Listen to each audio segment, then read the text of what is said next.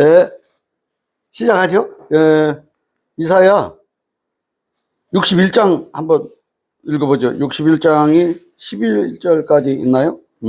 두 절씩 한번 읽어봅시다. 예, 한번 거기서 읽어보세요. 예, 예. 여호와께서 내게 기름을 부으사 가난한 자에게 아름다운 소식을 전하게 하려 하십니다. 나를 보내사 마음이 상한 자를 고치며 버리던 자에게 자유를, 갇힌 자에게 누임을 전파하며 여호와의 은혜의 해와 우리 하나님의 신원의 날을 전파하여 모든 슬픈 자를 위로하게. 무릇 시온에서 슬퍼하는 자에게 화관을 주어 그 죄를 대신하며 희락의 기름으로 그 슬픔을 대신하며 삼손의 옷으로 그 근심을 대신하시고 그들로 의의 나무 곧 여호와의 심으신 바 그 영광을 나타낼 자라 일컬음을 없애하려 하심이니라. 그들은 오래 흥사했던 곳을 다시 쌓을 것이며 예로부터 무너진 곳을 다시 일으킬 것이며 황폐한 성읍 곧 이대로 무너져 있던 것들을 중수할 것이며 외인은 서서 너희 양들을 칠 것이요 이방 사람은 너희 농부와 포도 원지기가 될 것이라.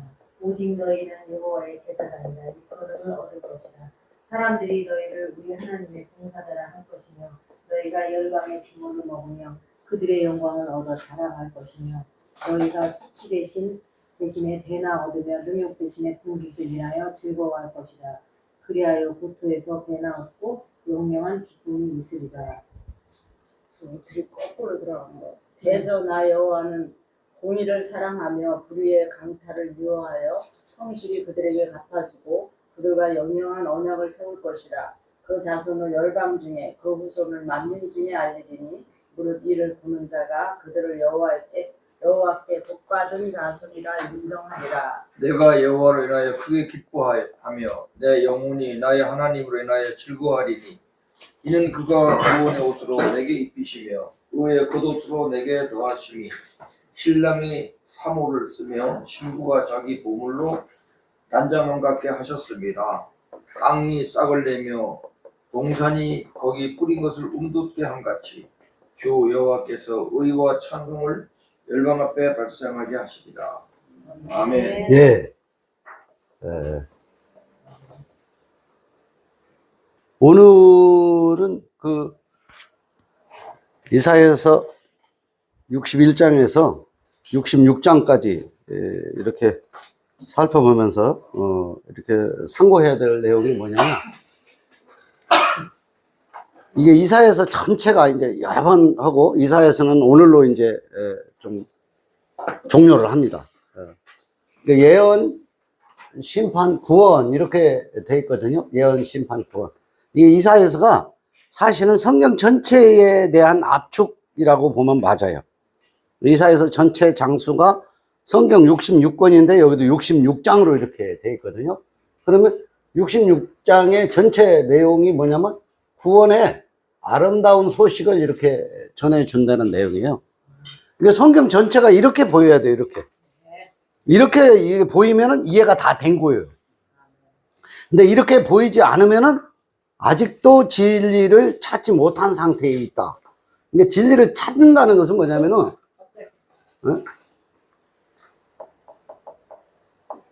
진리를 찾았다. 진리를 찾았다는 게 뭘까? 이게 진리를 찾은 게 뭘 진리를 찾은 거라고 이게 좀 종합적으로 이렇게 이야기할 수 있나요?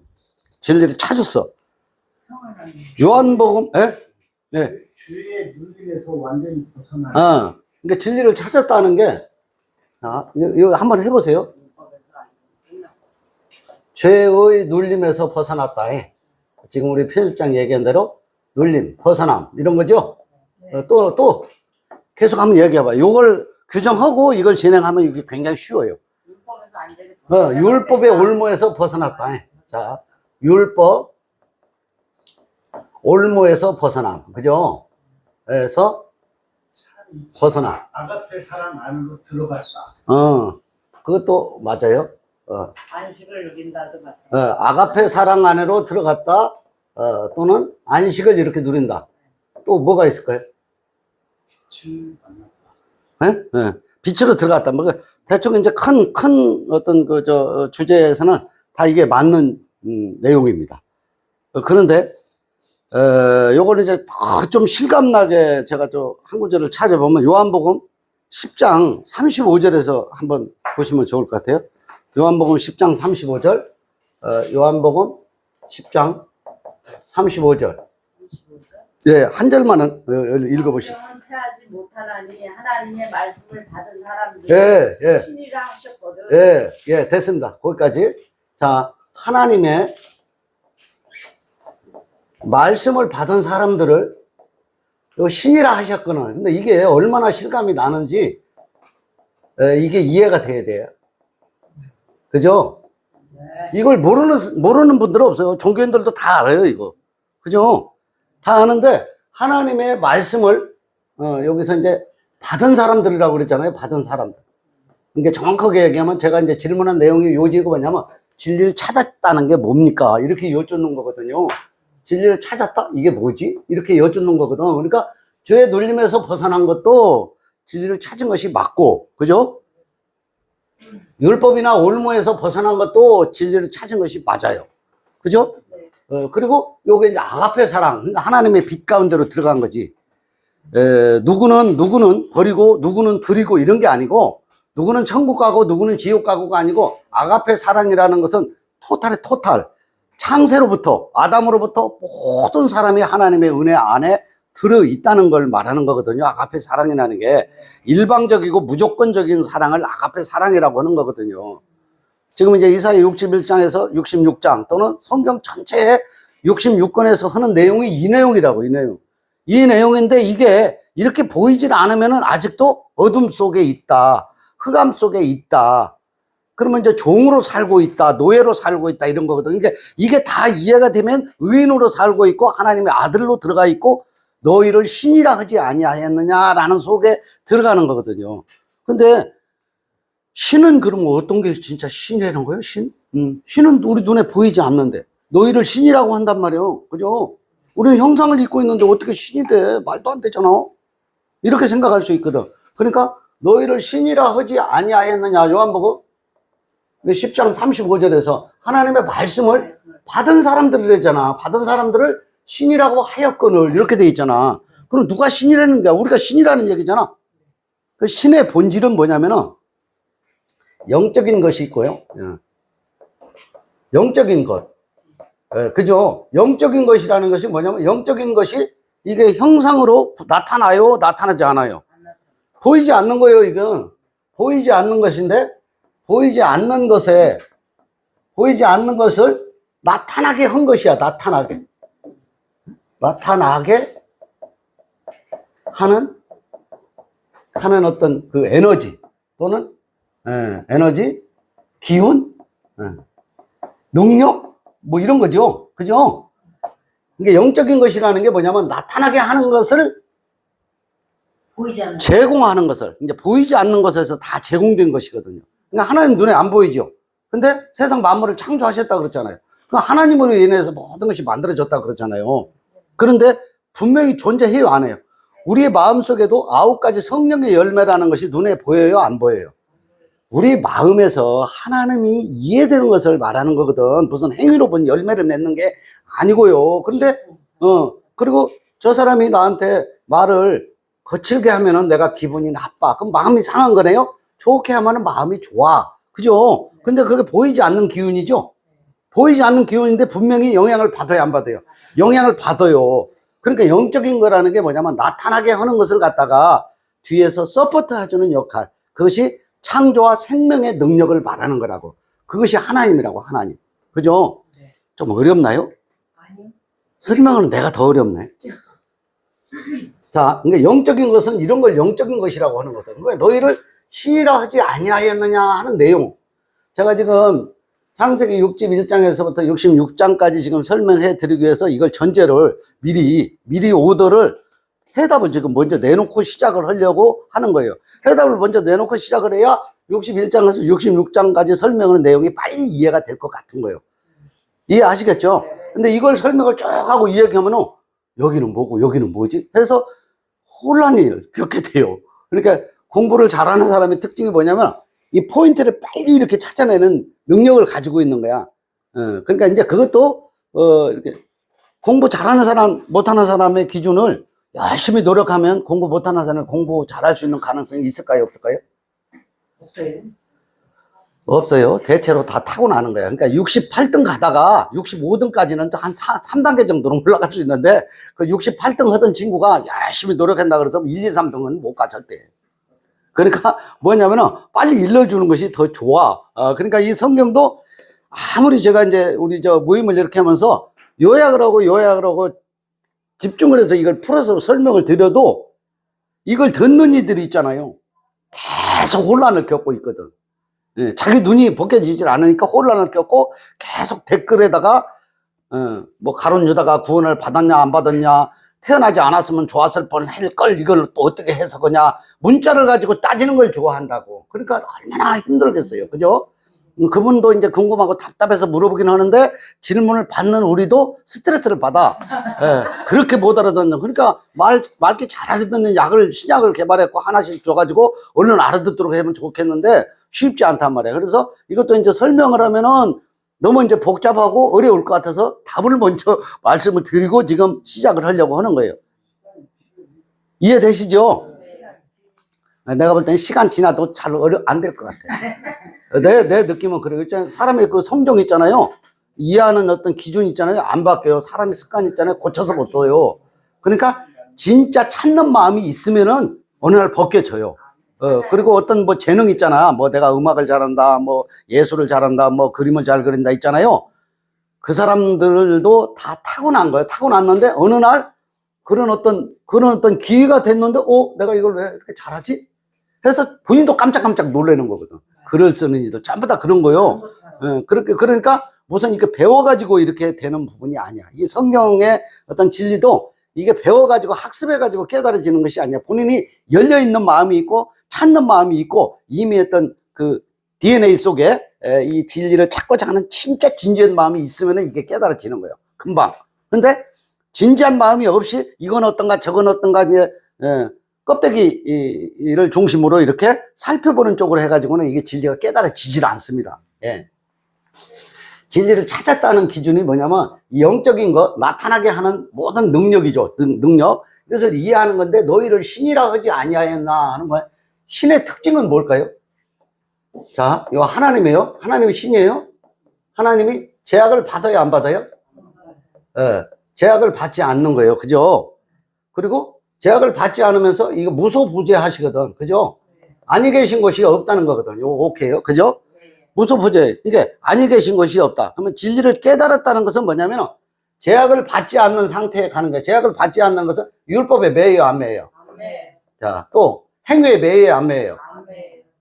자기 나타나는 어떤 육신의 행위 있잖아. 도덕, 윤리적으로 잘했다, 못했다 하는 기준 있잖아, 기준. 나는 이런 생각을 가지고 있다. 어떤 규격에 매여요, 안 매여요? 규격에 매이지 않는 거야. 근데 또 여기서 조금 더 진도를 나가면 어떻게 되냐면, 자, 예수님이 있잖아요. 예수님이 제자를 가지고 한밤중에 물 위를 걸어서 왔어요. 그죠? 물 위를 걸어서 왔는데, 물 속으로 예수님은 빠지지 않았죠. 근데 베드로가 나도 주님 나도 걸어가게 해달라고 불러달라고 해서 베드로를 불렀죠. 베드로 물에 빠졌어요, 안 빠졌어요? 맞았어요. 베드로는 물에 빠졌어요. 이게 왜 그런 거예요? 예수님은 물 위를 걸어가시고, 그죠? 걸어가시고, 지금 이 주제가 뭐냐면 너희를 신이라 하지 아니하였느냐 이걸 설명하기 위해서 지금 이것도 예화를 지금 말씀을 드리는 거예요. 예수님은 물 위를 걸어가시고 베드로는 물에 어떻게 빠지고. 이게 왜 빠졌을까요? 요게 이게 물이라는 것은 세상을 말하는 거예요. 이게 세상 위에 계시다는 거예요. 이게 신이라는 건 뭐냐면은 세상을 다 풍랑도 지배하고 물 위도 걸어가시잖아. 그러면 세상 위에 계시는 하나님을 설명하고 있는 거라는 게, 단순하게 우리가 물리적으로 있잖아. 어머, 물 위도 그냥 가시는 이런 내용이 아니고, 그럼 뭐 베드로는 물에 빠졌다면 세상 속에 아직 머물러 있고 자기 의식 속에서 아직 나오지 못한 상태에 있다 그 말이야. 그 진리로 이해를 못한 상태란 말이야, 베드로는. 그럼 예수님은 하나님의 뜻을 완성하러 오셨기 때문에 모든 세상 만물이 그분한테 순종해요, 안 해요? 바람도 물도 다 순종하게 되니까 세상 위에 있으니까 물에 안 빠지는 거예요. 그걸 설명해 주는 내용이다, 그 말이죠. 이거 이해되시나요? 이게 이해가 되면은 너희를 신이라 하지 아니하였느냐라는 속에 이해가 더 빨리 됩니다. 그러면 우리도 이제 진리를 깨달았다, 복음을 깨달았다는 거 신이라 하였거나 하면은 이 세상에 나타나 있잖아요. 세상의 나타난 어떤 것에서도 내가 빠지거나 시험에 들 일이 있을까요, 없을까요? 모든 올무에서 다 벗어나는 거예요. 모든. 그죠? 이걸 말하는 거예요. 모든 올무에서 벗어난 상태. 이걸 진리를 깨달았다 그런 거예요. 벗어난 상태. 이해가 되세요? 그러니까 벗어난 상태가 뭐요? 내가 하나님과 동일하다 이 말이야. 내가 신이라 이 말이야. 너희를 신이라 하지 아니하였느냐라는 뜻은 내가 신과 같이, 예수님 같이, 하나님 같이 아무런 제도도 제약도 받지 않는 상태에 내가 마음이 편함을 유지하고 있는 거예요. 이것을 영생이라고 하는 거예요. 보이지 않는 것이지만은 이걸 내가 누리고 사는 거거든. 그러니까 이미 천국에 들어갔다 하는 거예요. 이걸 갖다가. 성경에서는 전체 이걸 이야기하는 거예요. 이걸 설명해 주려고 이렇게 많은 두꺼운 책을 써서 설명하고 있는데 사람들은 어디에 매여 있냐? 문자에 매여 있어가지고 그 문자 구절에서 빠져나오지를 못하는 거야. 문자 구절을 한 구절을 못 넘어가가지고 물속에 계속 빠졌다가 올라왔다가 나 건져주고 손을 좀 잡아달라고 그러면 잡아줘도 이렇게 당기다가 자기도 같이 빠져. 그러니까 참 설득하기 어렵습니다. 그래서 논쟁 있잖아요. 이해가 안 되면은 그 이해가 안 된 상태로 그냥 가만히 내비두는 게 내가 볼 때는 좋다고 봐. 댓글이고 뭐고 답장 안 해주고 싶어. 예. 아니 이제 거기까지 얘기해서 하고 싶지 않으면 하지 말고 하고 싶으면 하고 그러라 이 말이야. 본인이 열고 나오지 않는데 그 뚜껑 속에서 계속 열고 나오라는 뜻이거든. 예? 호기심이 있으니까. 저분은 이렇게 마음이 굉장히 넓으셔. 우리는 속이 좁아가지고. 다 과정이요. 아니 댓글을 다르다고 했으니까 다르지 안 다르지. 다른 보라고. 이거 이해가 되세요? 걸려가지고 그러고 있어. 이해돼요? 내가 걸렸대? 그래. 자기가 걸려서 우리는 안 맞아. 자기 맨날 풀어보고 걸려. 자, 그리고 맞아. 맞아. 이제 논쟁을 하고 싶지 않은데 계속 논쟁의 소지를 가지고 계속 질문을 하면은 굉장히 참, 세상은 논쟁의 연습이란 게. 세상이. 살아있는 동안. 아니 예수님한테 와서 묻잖아. 맞아. 사도도 찾아오고 부자도 찾아오고. 이제 거기다가 뭡니까? 댓글 올라오는 데다가 이거 그 단톡에 올라왔기 때문에 그 약간 공론화 같은 느낌이라 이거 힘든데 그런 생각이 내가 들어서 이야기를 진리의 관점에서 풀어서 이야기를 해드린 거예요. 도움이 됐는지 어땠는지 그건 이제 관심 없고 여기 뭐냐면 황폐한 성읍이라 그러잖아요. 응? 이게 황폐한 성읍이 뭐예요? 이스라엘 백성들이죠. 요거 4절에서 6절까지 내용입니다. 한번 읽어볼까요? 자, 그들은 오래 황폐하였던 곳을 다시 쌓을 것이며 옛부터 무너진 곳을 다시 일으킬 것이라 황폐한 성읍 곧 대대로 무너져 있던 것들을 증수할 것이며 의인은 서서 너희 양떼를 칠 것이요 이방 사람은 너희 농부와 포도원 지기가 될 것이라 오직 너희는 여호와의 제사장이라 일컬음을 받을 것임이라. 사람들이 너희를 우리 하나님의 봉사자라 할 것이며 너희가 이방 나라들의 재물을 먹으며 그들의 영광을 얻어 자랑할 것이니라. 이게 이스라엘 백성이거든요. 이스라엘 백성이 다 멸망을 하고 황폐하게 됐죠. 멸망. 뭐 세 차례나 걸쳐가지고 그리고 다 그 이방 나라에 가서 내가 거처를 하다가 이스라엘이 회복이 이렇게 되는 거거든. 그러니까 이런 일련의 모든 과정들이 뭐냐면은 이 구원의 여정입니다, 이게. 이건 이제 역사 스토리로 보면은 이 성경이 이해가 안 됩니다, 이게. 역사 스토리로 지금 쓰여져 있는 거거든요. 이스라엘 백성들이 다 우상숭배를 하다가 황폐한 성읍이 돼가지고 결국은 멸망해가지고 아수르에 의해가지고 바벨론에 의해가지고 다 멸망해서 쫓겨간 나라가 다시 이제 재건이 이렇게 돼가지고 재건이 돼가지고 하나님의 나라로 이렇게 안식으로 이렇게 들어가는 모형을 이 과정에서 설명해주고 있는 거라는 얘기죠. 그러니까 황폐한 싸움을 보면 이스라엘 백성들이 하나님께 순종치 않아가지고 벌을 받았다. 이렇게 이제 겉에 나타난 종교적 해석으로 보면은 이렇게 보이지만은 실질적으로는 황폐한 성읍이 나 자신입니다. 모든 사람이 다 황폐한 성읍이에요. 근데 이게 빨리 이해돼 버리면 성경이 다 빨리빨리 들어옵니다. 모든 사람이 황폐한 성읍이라고. 내가 황폐한 성읍이라니까. 그러니까 제가 지금 저도 육자거든요. 육자. 나이 몇 살 이렇게까지는 아닌데 육자 뭔지 알죠? 그러니까 40년 동안 황폐한 성읍으로 살았다니까. 40년 동안 종교 생활 속에 머물러 있었고 황폐한 성읍 속에 살았거든요. 그러니까 그런 황폐한 성읍이 다시 재건하는 모습을 이사야서 61장에서 보여주고 있다. 그런 얘기죠.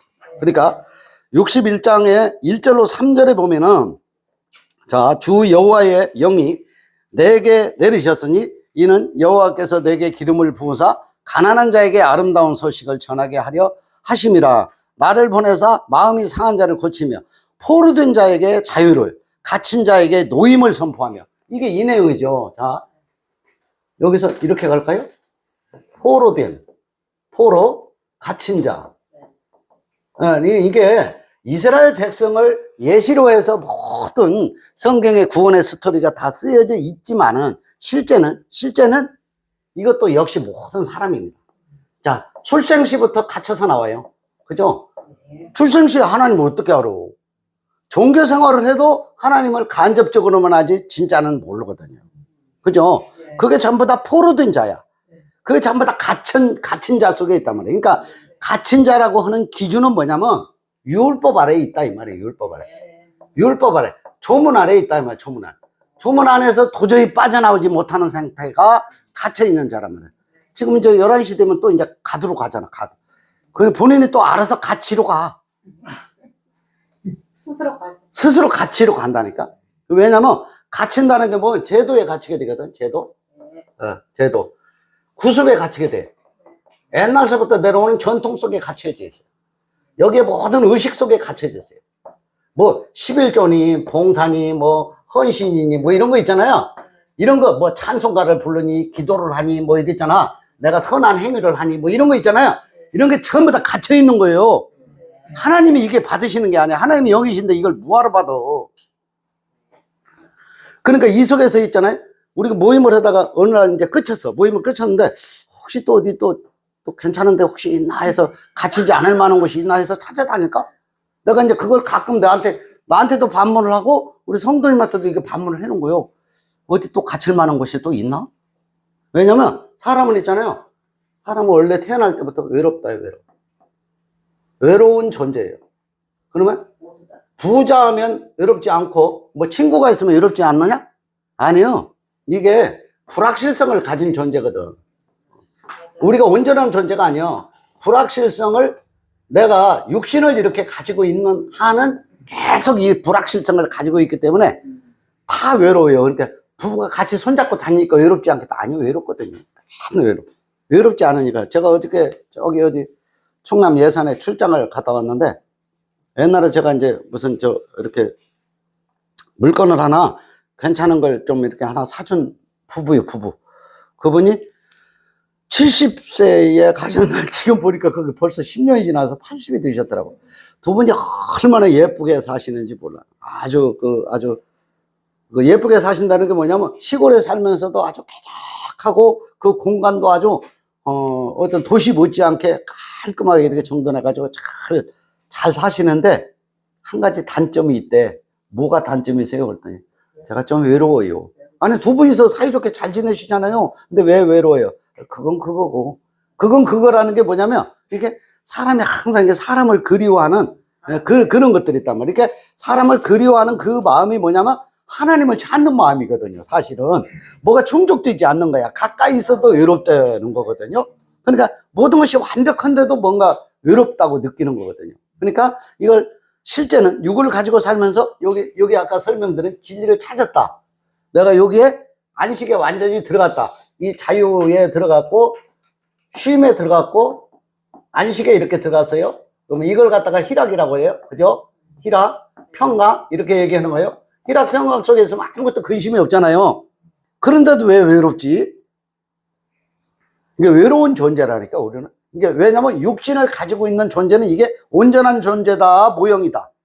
모형이기 때문에 모형이기 때문에 속에 꽉 차 있질 않는 상태에 있는 거예요. 그러니까 그런 것까지도 다 받아들이고 이해하면은 성경하고는 관계없어요.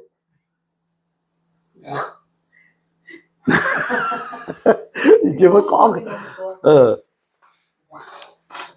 하여튼 제가 말씀드리고자 하는 내용은 뭐냐면은 요거 이제 포로된 자, 갇힌 자에서 나오라는 거지. 이게 나와도 외로움은 가지고 산다니까. 외로운 존재라니까. 우리가 육신을 입고 있는 날 동안. 그러니까 이것을 벗어난다 그러잖아요. 벗어난다. 우리의 육신의 몸을 벗어나면 어디로 들어가요? 하나님의 영 속으로 들어가 버리거든. 그럼 이건 외롭고 말고가 없단 말이에요. 형상이 없기 때문에. 그죠? 네. 형상이 없기 때문에 그런 거예요. 62장으로 한번 가봅시다.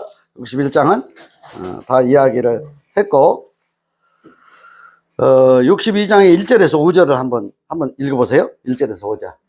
61장. 나는 시온의 공의가 빛같이 예루살렘의 구원이 햇불같이 나타나도록 네. 시온을 위하여 잠잠하지 아니하며 네. 예루살렘을 위하여 쉬지 아니할 것인즉 열방이 내 공의를 열왕이 다 내 영광을 볼 것이요 너는 여호와의 입으로 정하신 새 이름으로 일컬음이 될 것이며 너는 또 여호와의 손에 아름다운 면류관 내 하나님의 손에 왕관이 될 것이라. 다시는 너를 버리운 자라 칭하지 아니하며 다시는 내 땅을 한무지라 칭하지 아니하고 오직 너를 heb시바라 하며 내 땅을 뿔라라 하리니 이는 여호와께서 너를 기뻐하실 것이며 내 땅이 결혼한 바가 될 것이니라. 마치 청년이 처녀와 결혼한 같이 내 아들들이 너를 취하겠고 신랑이 신부를 기뻐한 같이 내 하나님이 너를 기뻐하시리라. 예루살렘에 내가 너의 성벽 위에 파수꾼을 세우고 그들로 종일 종이하여 잠잠치 않게 하였느니라. 너의 여호와로 기억하시게 하는 자들아 너희는 쉬지 말며. 예. 6절까지 읽으셨죠? 마치 5절 봅시다. 5절. 마치 청년이 처녀와 결혼함 같이 내 아들들이 너를 취하겠고 신랑의 신부를 기뻐한 같이 내 하나님이 너를 기뻐하시리라. 이게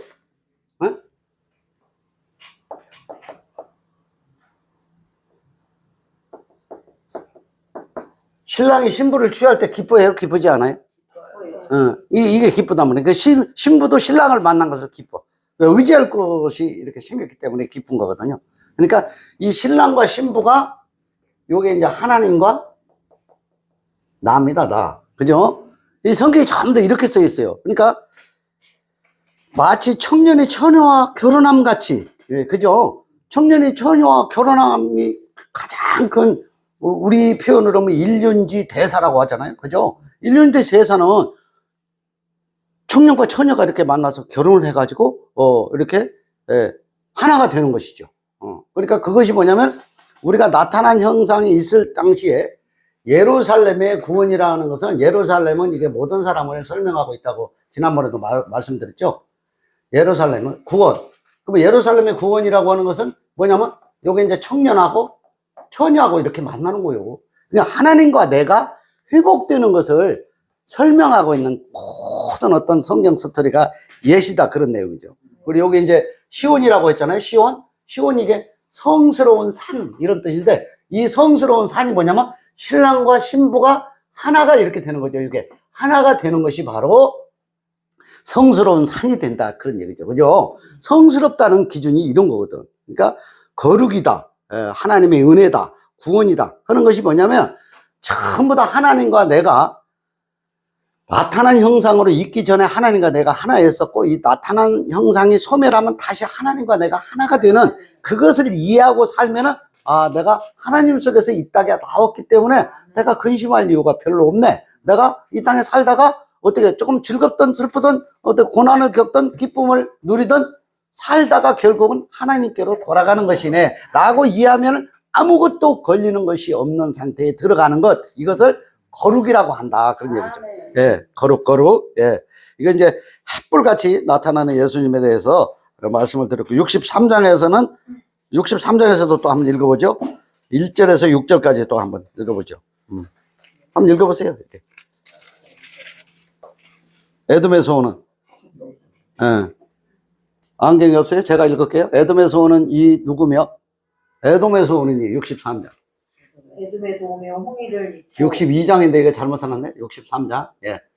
읽어보세요. 에돔에서 오는 자가 누구며 그 화려한 의로 큰 능력으로 거두는 자가 누구며 그는 내니 의를 말하는 자요 구원하기에 능한 자니라. 어찌하여 내 의복이 붉으며 내 옷이 포도즙틀을 밟는 자 같으며 만민 중에 나와 함께한 자가 없이 내가 홀로 포도즙틀을 밟았는데 내가 노함을 인하여 무리를 밟았고 분함을 인하여 짓밟았으므로 그들의 선열이 내 옷이 튀어 내 의복이 다 더럽혔으니 이는 내 원수 갚는 날이 내 마음이 있고 내 구속할 때가 왔으나 내가 본즉 도와주는 자가 없고 붙들어주는 자도 없으므로 이상히 여겨 내 팔이 나를 구원하며 내 분이 나를 붙들었습니다. 내가 노함을 인하여 만민을 밟았으며 내가 분함을 인하여 그들을 취게 하고 그들의 선혈로 땅에 쏟아지게 하였느니라. 예. 거기까지만 하시죠. 지금 63장에 요 에돔 있잖아요. 에돔. 요 에돔이라는 말이 요 불따는 뜻이에요. 불따. 이게 불따는 이제 야곱의 형, 에서가 요 팥죽 한 그릇에 장자의 명분을 팔아버렸어요. 장자의 명분을 팔았다는 게 이게 무슨 뜻이냐면 요게 예수가 등장하는 거예요. 예수가 자기 피를 흘려. 맞죠? 예수가 자기 피를 흘리는 모습이 에서가 팥죽 한 그릇에 장자의 명분을 판 거예요. 예수가 장자로 오셨죠? 장자, 육신의 장자로 오셨죠? 구원의 장자로 오셔서 장자가 죽고야. 그러니까 요 에서가 이제 장자의 명분을 팔았다는 것이 죽다의 죽다. 예수가 피 흘려 죽다. 이게 똑같은 거예요, 이게. 그래서 요게 이제 이 불따는, 그러니까 팥죽이라는 것을 예시로, 이걸 지금 예화로, 비유로 장자의 명분을 이렇게 동생 야곱에게 이렇게 판 것이 뭐냐면, 이거 이제 그때의 이 에서는 예수의 모습을 상징하고 있고, 여기죠? 예수의 모습을 상징하고 있고, 요 야곱은 있잖아요. 야곱은 그리스도의 모습을 예시하고 있다, 이 말이야. 그죠? 그러니까 장자의 명분을 예수가 죽고 결국은 이 죽어야 그리스도로 전환하는 거거든요. 그러니까 예수가 죽는 것은 이거 육신을 말하는 거고, 그리스도로 살아나는 것은 영을 말하는 거거든요. 그러니까 우리도 이 과정이 똑같은 거예요, 이게. 그러니까 이런 것들을 이렇게, 뭐라 그러죠? 여기 진리의 관점에서 이게 이해되어져 버려야 되거든. 그러니까 이거 하나만 이해해도요, 의문이 없어져 버린다니까, 성경책의 의문이. 그죠? 문자에서 제발 벗어나야 돼요. 문자를 붙들고 있으면요, 진리 못 깨달아요. 깨달아지질 않아요. 다 걸리니까 계속 댓글을 써서, 댓글을 아무리 잘 써줘도요, 해답이 되질 않아요.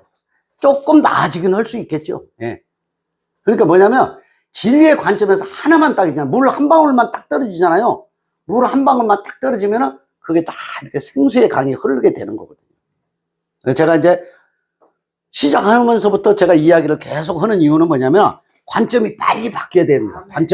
관점이 안 바뀌고 자기 관점을 가지고 계속 질문을 하잖아요. 해답이 있을 수가 없습니다. 그러니까 관점을 다 버려버려야 돼요.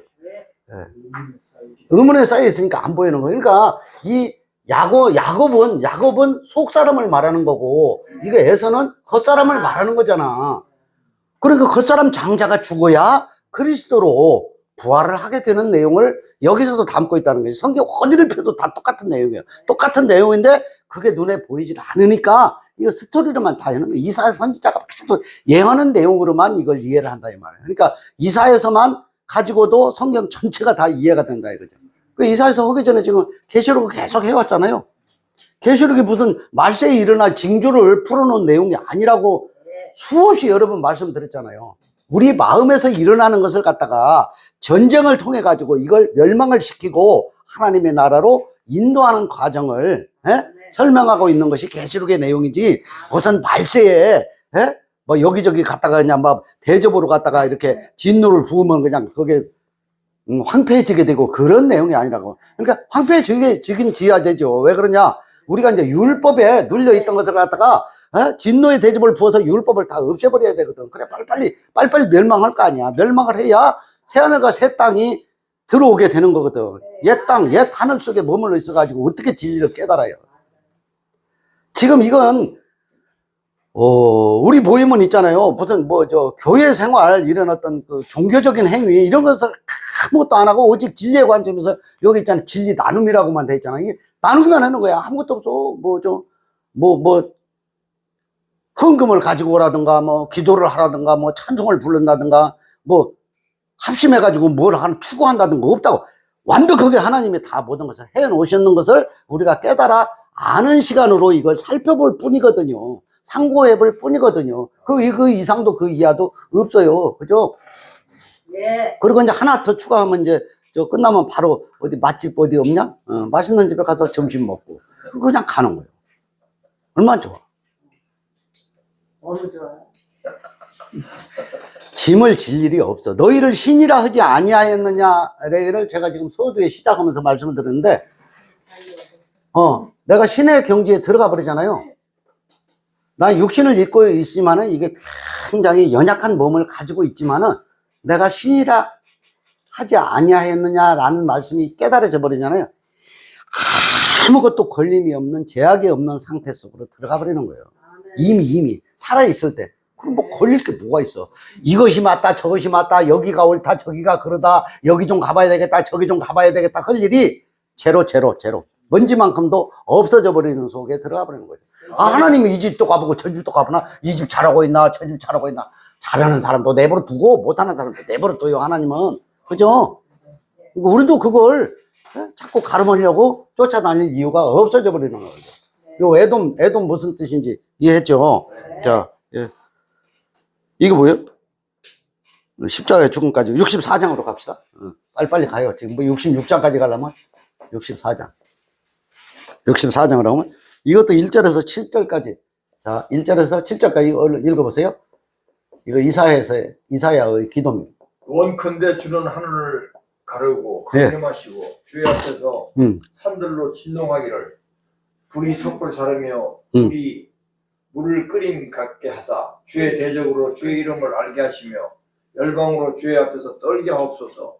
주께서 강림하사 우리의 생각 밖에 두려운 일을 행하시던 그때에 산들이 주의 앞에서 진동하였사오니 주 외에는 자기를 앙망하는 자를 위하여 이런 일을 행한 신을 예로부터 들은 자도 없고 귀로 깨달은 자도 없고 눈으로 본 자도 없나이다.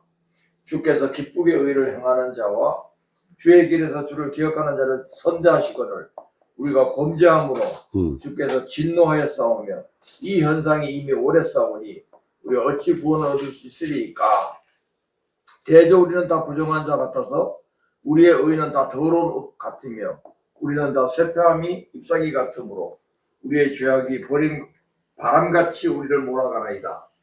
주의 이름을 부르는 자가 없으며 스스로 분발하여 주를 붙잡는 자가 없사오니 이는 주께서 우리에게 얼굴을 숨기시며 우리의 죄악을 인하여 우리로 소멸되게 하셨음이니이다. 그러나 여호와 주는 우리 아버지시니이다. 우리는 진흙이요 주는 토기장이시니 우리는 다 주의 손으로 지으신 것이라. 예, 거기까지. 참 이게요 깊이 성경을 이렇게 저도 이제 이 교재를 앞두고 이렇게 몇 번씩 이렇게 서치를 하면서 이렇게 보거든요. 묵상을 해보고 속뜻에 대한 깊이가 어디까지인가 이런 것을 이렇게 보면서 굉장히 이렇게 좀 감동, 은혜 이런 것들을 이렇게 많이 이렇게 느끼게 되는데 64장에는 이제 이사야의 기도를 말하는 거거든. 이사야의 기도라는 게 뭐냐면 이걸 잘 이해해야 돼요. 이것도 이거 하나님 마음입니다. 이해되셨어요? 네. 하나님의 마음을 이사야를 통해서 보여주고 있는 내용이다. 그런 얘기죠. 그러니까 이사야가 선지자가 막 기도를 이렇게 했다. 그런 게 아니고 간절한 마음으로 하나님이 우리를 자기 안식과 영광 속으로 거룩 속으로 들어오게 하기를 바라는 마음으로 이사야가 이렇게 하나님께 기도하는 내용이거든. 그러니까 무슨 내용이야? 긍휼을 베풀어 달라는 거거든. 긍휼. 네. 요 긍휼이 뭐예요? 구원이에요. 구원에 이렇게 하는 것이 긍휼이거든요. 그럼 뭐냐면 우리의 의는 뭐예요? 깨끗한 옷이에요? 더러운 옷이에요? 이게 더러운, 육신으로 하는 모든 것은 더러운 거예요. 뭐 성선설, 선악설 뭐 이런 거 있잖아요. 날 때부터 더러워져 있어요. 우리가 육신의 형상을 가지고 있고 후패하고 낡도록 돼 있고 결국은 생명이 무한하지 않기 때문에 유한한 상태로 있다가 소멸하고 없어져 버리거든요. 그러니까 그것 자체가 선이 없는 거예요. 우리는 뭐 날 때부터 뭐 선하다 악하다 그 기준을 뭘로 규정해야 되냐면 날 때부터 악한 존재라는 것을 무슨 나쁜 존재를 해서 악한 존재라 그런 게 아니고 우리는 영원한 생명이 없는 상태 그걸 갖다가 악하다고 하는 거거든요. 진리를 알지 못한 상태가 악하다고 하는 거예요. 소멸하게 하도록 이렇게 돼 있다는 거죠. 그러니까 이 소멸이 되고 나면 육신이 소멸하면은 결국은 뭐예요? 영으로 이렇게 가는 거거든. 이걸 갖다가 구원이라고 하는 거거든요. 그러니까 지금 이것을 사전에 육신으로 있을 때 알고 있으면 모든 제약으로부터 벗어나 긍휼을 입게 되는 거거든요. 내가 긍휼 상태에 있는 상태에서 영광 상태로 전환이 되는 그것을 말해주는 거거든. 그럼 지금 바로 영광 상태로 들어가니까 이걸 천국에 간 것이란 얘기죠. 그리고 65장에서 가봅시다. 65장에서 가면은 제가 설명만 해드릴게요. 이게 불순종을 있잖아요. 불순종을 심판하는 내용이 나옵니다. 심판. 불순종을 전부 다 심판하는 거예요. 이 불순종을 심판이라고 하는 것은 뭐냐면 우리의 육의의식이 전체에 육의의식이 진짜가 아니고 가짜라는 사실을 말해주고 있는 거예요. 육의의식. 그죠? 이 심판이라는 기준이 뭐 불을 들어 부어가지고 뭐 폭격을 해서 그런 심판이 아니고 이 육의의식이 이게 가짜거든요. 이걸 심판이라고 하는 거예요. 육의의식이 가짜다. 그러니까 가짜기 때문에 여기 64장에서도 얘기하죠. 긍휼을 입어야 되거든. 긍휼을 입지 않으면 안 되는 상태거든요. 그러니까 이게 이 가짜라는 육의의식이 가짜라는 것을 알고 이걸 죽게 되면 어떤 상태에 이르르느냐 새 하늘과 그죠? 새 하늘과 새 땅으로 들어가라는 거지. 그럼 이쪽은 뭐예요? 이 육의의식이라는 건 이건 옛 땅이에요. 옛 땅이고 옛 언약이에요. 그죠? 옛 언약. 그러니까 옛 언약이라는 게 뭐예요? 이게 율법이란 말이에요. 율법과 육의의식이야. 육의의식. 육의의식과 율법에서 벗어나가지고 진리 안식 속으로 들어가는 것이 새하늘과 새 땅이라고. 그러니까 뭐 죽어가지고 천국에 간다 그런 내용이 아니라고. 그러니까 대부분 종교교회에서는 그렇게 생각했어요. 우리 죽으면 다 천국 가는 거야. 그 중간에 또 이제 예수님이 구름 타고 오시면은 하늘로 갑자기 이렇게 휴거돼갖고 싹 올라가는 것으로 그렇게 이제 생각을 했었다니까요. 얼마나 우매한지 몰라. 저도 그렇게 해가지고요. 살림도 안 하고 그냥 막 뭐 일도 그냥 거의 팽개치고. 여기 또 계시네. 우리 이정도님은 오더를 있잖아요. 빌라를 수십 동 짓는 것을 오다 받아놓고도 일을 안 해. 곧 내년 안으로 이렇게 휴거가 될 것 같다는 거야. 공중에 재림오실 거라고. 야, 그러게 또 믿어져가지고 그때는요 얼마나 그걸 신봉하고 쫓아다니나 몰라. 그러니까 이게 육의의식이 벗겨지기가 얼마나 어려운지 몰라요. 진짜. 그런데 그래도 자꾸 찾다가 또 진리를 이렇게 찾아가지고 야 참 자유 안식을 누리게 된 거 이거 얼마나 다행인지 몰라. 뭘 잘하고 못하고 뭐 과거의 이력이 어떻고 저떻고 뭘 오해를 하고 있었던 어쨌든 그 옛 땅과 옛 언약에서 벗어난 것 자체가 이게 기적으로 오면 더 이상 기적이 없는 거거든. 복권 당첨돼. 이제 그건 거기다 대면 안 되고. 그러니까 죽어있던 상태에서 살아있는 상태로 전환된 것이거든요. 이 부활인가라는 것이 다른 내용이 아니고. 그러니까 이걸 갖다가 더 정확하게 하면 여기다 써야 되겠나. 이거 쓸 자리가 없어요. 새로운 창조. 이게 새로운 창조. 그러니까 사망의 몸에서 생명의 몸으로 이렇게 옮긴 거예요. 그죠? 이 새로운 창조가 내 안에서 지금 일어나 있는 상태. 이걸 진리라고 하는 거다, 이 말이에요. 그러니까 이 이상도 이 이하도 없어. 그러니까 이제 이해가 안 되면 동영상을, 요게 잘 이해가 안 되는데 처음부터 끝까지 이해할 때까지 이거 10번이고 20번이고 들어봐. 한 100번 들어보면 다 이해가 할 거야. 근데 계속 내가 옛날에 가지고 있던 생각으로 질문하잖아요. 해답을 아무리 잘해줘도 이해가 안 돼요. 넘어가야 됩니다. 그래서 제가 아까 시작할 때 약간 좀 흥분했던 거예요. 네. 넘어가겠습니다. 66장으로 갑니다. 66장. 네. 66장의 특징은 뭐냐면,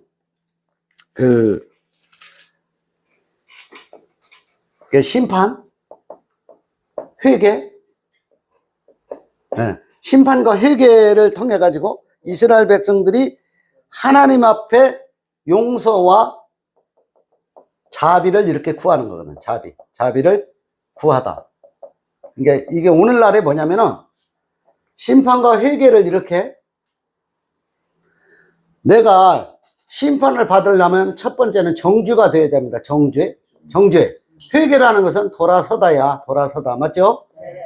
돌아서다. 무슨 하나님 앞에 하나님 어제까지 삶도 참 하나님 보시기에 뭐 그런 내용이 아니고 이해되셨죠? 그럼 뭐냐면 내가 정죄가 되어야 돼. 이게 정죄라는 것은 뭐냐면 내가 의가 있다는 것이 없다는 거예요.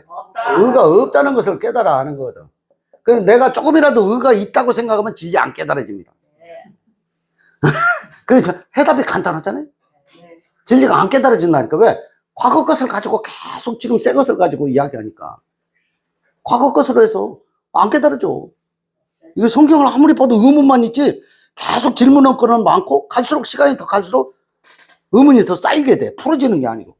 그죠? 그러니까 이게 이제 회개를 하면 돌아서라는 거예요. 용서는 어디서 구하냐? 자비는 어디서 구하냐? 하나님의 의를, 자, 내 의를 의지하다가, 여기 좀 지울게요.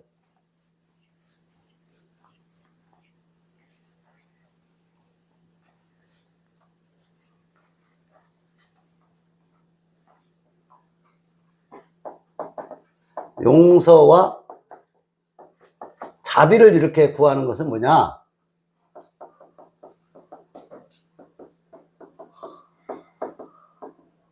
내 의를 의지하는 상태에서, 그죠? 하나님의 의를 의지하는 거예요. 그죠? 의를 구하다. 이 속에 들어가야 돼요. 자, 용서와 자비라는 것은 뭐 하나님 앞에 그냥 회개기도하는 그런 내용이 아니라고 말씀드렸죠. 이런 내용이 전혀 아니라고. 그러니까 뭐요? 내 의를 의지한 상태의 율법이잖아요. 율법. 내 의식이잖아. 내 자아잖아. 자아. 내 지식이잖아. 이런 것에서 벗어나야 된다니까요. 이게 벗어나지지 않으면은 진리가 들어오질 않아요. 그러면 하나님의 의를 구한다는 것은 뭐냐면 내 의는 죽고의 죽고, 그죠? 내 의는 완전히 죽고라니까. 율법으로 알고 있는 지식 있잖아요. 율법 613가지의 조문이 있잖아. 그런 거 아무리 많이 알아도 소용없어. 이 성경을 줄줄줄 다 외우는 분들이 많이 계시거든요. 그걸 아무리 외우면 뭐해. 속뜻은 모르고 겉뜻만 외우고 있는 건데. 내가 신앙생활을 아무리 잘하면 뭐해. 그것이 하나님의 받으시는 제사가 아니라 그러는데.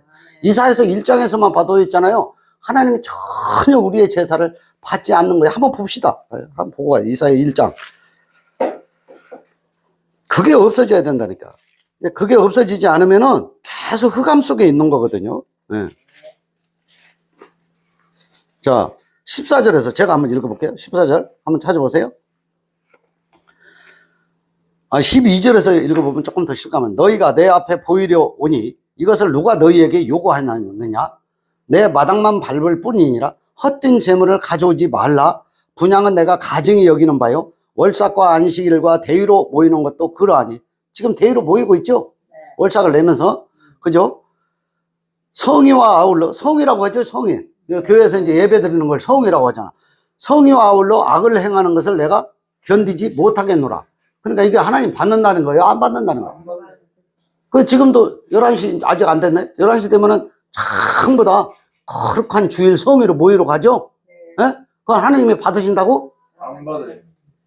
거기서 헌금을 갖다 드리고, 뭐 봉사를 갖다 드리고, 우주 만물을 창조하시고, 삼라만상을 창조하신 분이 뭐가 부족해가지고, 우리 사람의 손을 빌릴 이유가 1도 없는데, 그때는 또 그렇게 생각했었다니까? 율법 속에 갇혀 있으니까, 마치 이걸 하나님이 기뻐하시는 제사라고 생각하고 열심히 했었거든. 저도 40년을 넘게 했다 그랬잖아요. 예?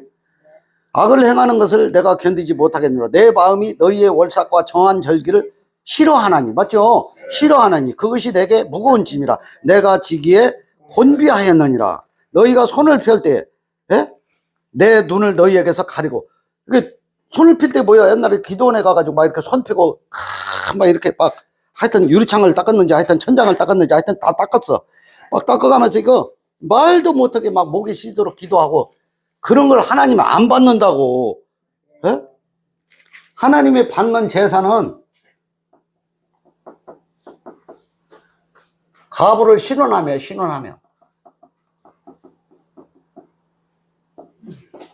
고아를 구제하며, 에? 병든 자를 어떻게 해요?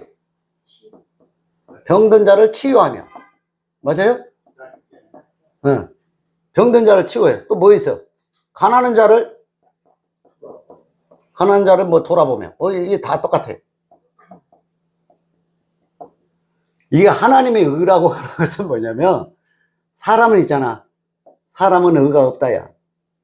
모든 사람이 의에 이르지 못한 상태에 있으면 이게 과부고 고하고 병든 자고 가난한 자거든.